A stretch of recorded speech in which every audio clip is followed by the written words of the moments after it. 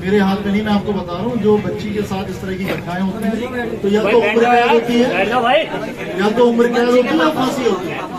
वो जज साहब के ऊपर होता है कि वो किस तरह की सजा, लेकिन हम प्रयास करेंगे, पूरा प्रयास करेंगे कि उसको कड़ी से कड़ी सजा दिलाएं, जिसमें फास्ट, हाँ फास्ट ट्रैक बिल्कुल चलेगा, कोई बात ही नहीं। ये देखो, ये पीड़ित परिवार को 50 लाख रुपए ये मेरे हाथ में नहीं है, लेकिन जो SC/ST में मिलता है पीड़ित बच्ची के साथ, वो पैसा हम आपको तत्काल दिलवा देंगे DM साहब से बात, वो पूरा मिल जाएगा। अब आप एक बार DM साहब से, बाकी दो चीजें परिवार की सुरक्षा के लिए हम दे देंगे, कोई जो मेरे हाथ में, लेकिन एक सरकारी नौकरी मेरे हाथ में, उसके लिए आपको DM से। तो ये चौथा नंबर पॉइंट और 5वां नंबर पॉइंट है, इसके लिए आप DM साहब से बात कर लेना। पॉइंट नंबर 1, पॉइंट नंबर 2 के लिए हम प्रयास करेंगे, कमिट नहीं कर रहे, फांसी या उम्र कैद में कोई एक होगी। तीसरा नंबर बिल्कुल हम आपको आश्वासन दे रहे हैं, और छठा नंबर बिल्कुल आश्वासन, सुरक्षा आपको प्रदान कर दी जाएगी। और अगर एक्साइज लाइसेंस किसी को भी चाहिए वो अप्लाई करे, हमारे हिसाब से तुरंत आप DM साहब की रिपोर्ट चलेगी, ठीक है। तो मेरे हाथ में पूरा, कोई उसमें आपको लिखने की जरूरत नहीं, तो मैं वैसे ही कर दूँ, कोई जरूरत नहीं।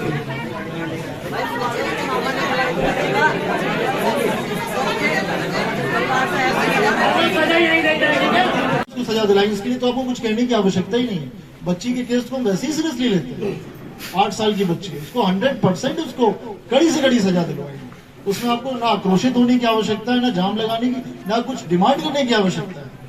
ये तो हमारी हमेशा प्रायोरिटी रहती है कि बच्ची क्या, किसी भी मतलब बालिग लड़की के साथ भी कुछ गलत हो तो हम पूरी तरीके से कार्रवाई करें, तुरंत FIR दर्ज होती, तुरंत हम लोग अरेस्टिंग कराते हैं। लेकिन एक तरीका होता है कानून, ये नहीं कि आप लोग कहने लगोगे 24 घंटे, 48 घंटे, 36 घंटे, ये सब नहीं होता है। एक कार्रवाई होती है, एविडेंस कलेक्ट होते हैं, गिरफ्तारी होती है, और एविडेंस कलेक्ट होते हैं, चार्जशीट लगाई जाती है उसमें।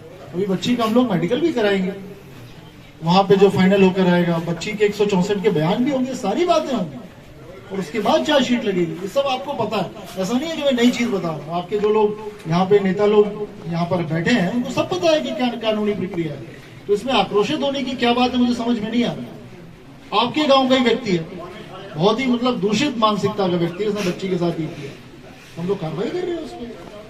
लेकिन इस तरह करने से आप गांव का माहौल बिगाड़ रहे हो, कुछ नहीं कर रहे। जो सहानुभूति सबकी आपकी बच्ची के प्रति है, वो सहानुभूति डाइल्यूट हो जाएगी जब इस तरह के आप काम करोगे। ये सब काम बिल्कुल नहीं करना होता, कभी भी नहीं करना होता।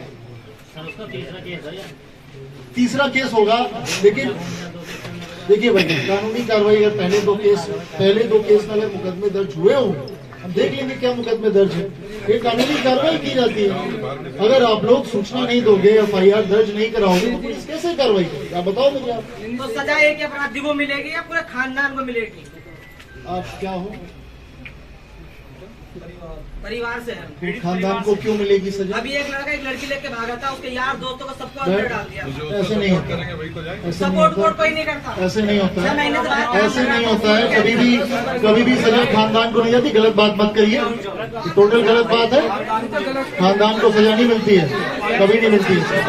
जिसने अपराध किया है केवल उसको मिली है। और एक बात सुन लीजिए, अपराधी कोई भी हो सकता है, कहीं से भी हो सकता है, किसी भी बिरादरी से निकल सकता है, कहीं से भी हो सकता है। तो फिर अगर ऐसा नहीं है कि कहीं से निकल नहीं सकता, तो दूसरा पक्ष ये कहेगा इनके खानदान पे भी कार्रवाई करो, फिर क्या करोगे आप लोग? ये कभी नहीं सोचना चाहिए। जिसने अपराध किया है उसको सजा दिलवाएंगे, चाहे वो कोई भी हो। और उसने अगर किसी ने सपोर्ट किया उसका, उस अपराधी का, उसको भी मिलेगी सजा। ये डिमांड नहीं हो सकती कि खानदान को ये कर दो, वो कर दो, फलाना नहीं, कभी नहीं होता। जिसने उसका संरक्षण दिया, जरा सी भी मदद की, साक्ष्य को मिटाने का जिसने प्रयास किया, या उसको जिसने शरण दी, सब पे कार्रवाई बनी। लेकिन ये तरीका गलत है। और अगेन, कानून सबके लिए बराबर है। उनके घर में जिसने नुकसान पहुंचाया है उसके खिलाफ ही कठोर कार्रवाई की जाएगी। सर एक मिनट में बात कहना चाहता हूं सर आपसे। ये सब मत कहो, एक ही आदमी बात बोलो। सर आप कह रहे हो कि हिस्सा आ गया है, ये गांव वाले पीड़ित थे जो मुझे पूरी रात नींद नहीं बिल्कुल, हमारे समाज की एक बेटी थी, उसके कीड़े तक पड़े थे, आप ही थे उस टाइम पर।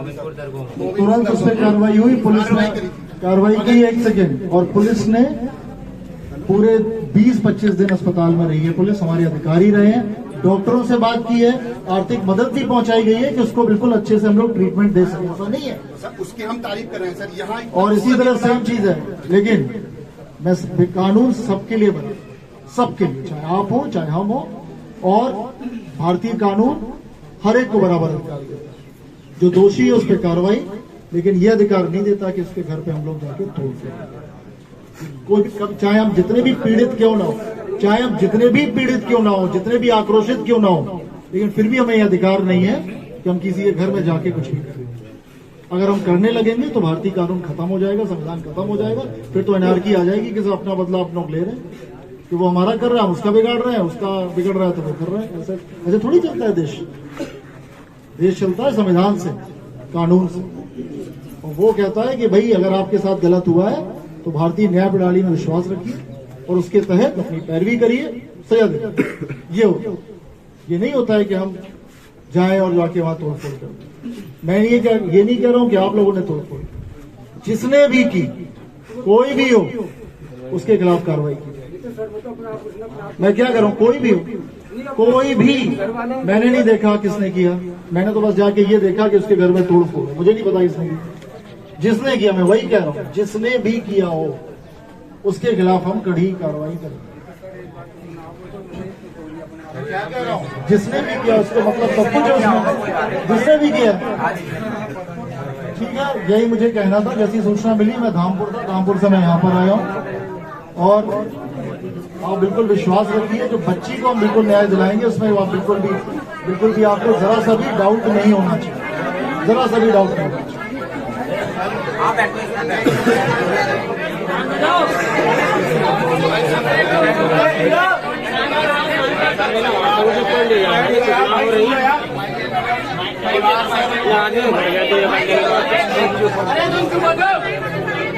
परिवार है, परसों तरसों जो है एक एनकाउंटर हुआ पुलिस के, क्या इसका एनकाउंटर नहीं हो सकता? प्लानिंग से नहीं होता, दिमाग से। एक सेकंड, पहली बात मैं इनकाउंटर करता भी नहीं, दिमाग से निकाल दूंगा, भारतीय कानून में विश्वास करता हूँ। तो कभी कभी मुठभेड़ अचानक चांस हो जाती है, वो अलग बात है। ऐसा नहीं है कि पकड़ के किसी को मार देंगे, कभी नहीं करता हूँ, कभी नहीं करता हूँ। पकड़ के तो मैं किसी को गोली नहीं बोलता। भारतीय कानून सजा देगा जो भी देगा। उसके खून के कपड़े हमने सने हुए दिखे हैं। मैं क्या कह रहा हूँ, इसका मतलब ये नहीं है कि हम जाके उससे बदला लें। भारतीय कानून सजा दिलाएगा उसको, हम बदला नहीं ले सकते, हमें अधिकार नहीं है, ना मुझे अधिकार है ना आपको अधिकार है। तो कानून सजा देगा, उसके लिए जुडिशियल सिस्टम है, उसके लिए जज साहब है, उसके लिए वकील है, उसके लिए सब कुछ है। हमें अधिकार नहीं है बदला, बिल्कुल नहीं है। मैं देश दीपक सिंह, क्षेत्राधिकारी नजीबाबाद, अवगत कराना है कि आज दिनांक 7 जून 2024 को सायं 4 बजे थाना किरतपुर के ग्राम शेखपुर लाला में एक 8 वर्ष की बच्ची के साथ उसी गांव के एक 53 वर्ष के व्यक्ति के द्वारा दुष्कर्म किए जाने की सूचना प्राप्त हुई। इस संबंध में प्राप्त तहरीर के आधार पर संबंधित धाराओं में अभियोग पंजीकृत कर लिया गया है तथा उक्त अभियुक्त की गिरफ्तारी कर ली गई है। शेष अन्य वैधानिक कार्रवाई